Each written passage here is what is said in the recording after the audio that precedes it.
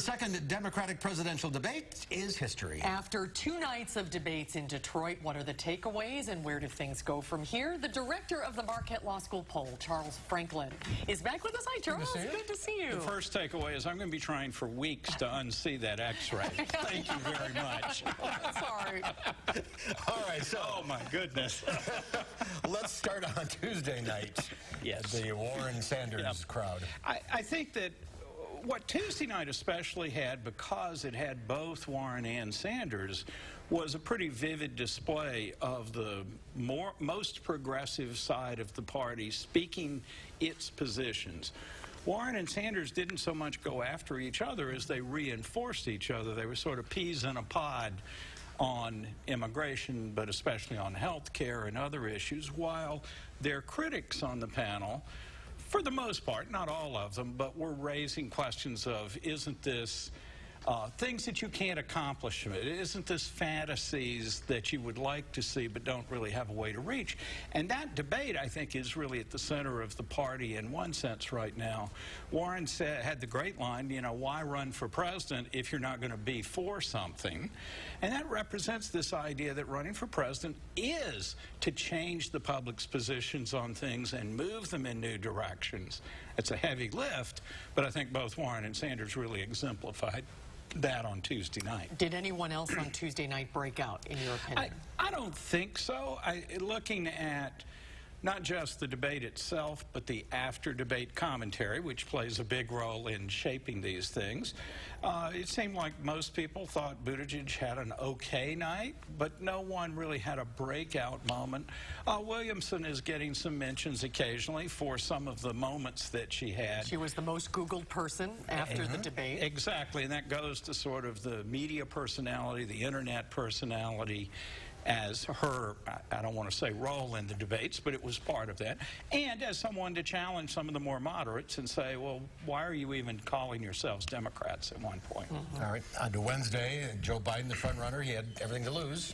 He did, and after a shaky first debate, again, most of the reviews are saying everything from adequate to pretty good.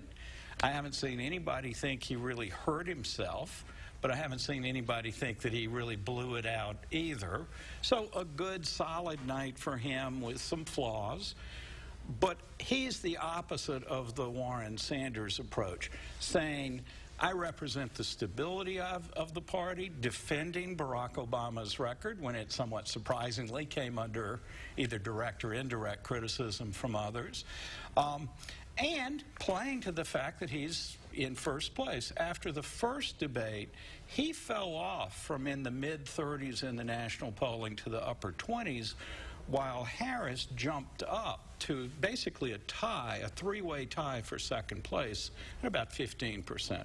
Harris has now fallen back off to only about 11 and solidly fourth place, while Biden has moved back up into the 30s. So there were big impacts right after the first debate, but they've both now kind of disappeared, and that's the stage that was set when we went into last night between Harris and Biden in particular.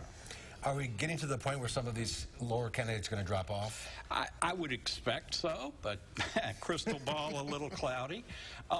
The biggest issue is we go into the September debates, and at the moment only 7 candidates have qualified for those debates based on polling and fundraising and things like that. One assumes that a few more will make it into those September debates, but I don't think we're going to see nearly as many people as we saw, certainly, you know, 10 at a time, 20 people altogether. So I do think we'll see some drop-off as we go forward. What about people like Tulsi Gabbard, who had a good night last night? That's right. That's most of the pundits thought. Also attention-getting. She's someone who has consistently been down in the 1 or 2% range in polling. But like Williamson the night before, she had this sort of moments that got people's attention.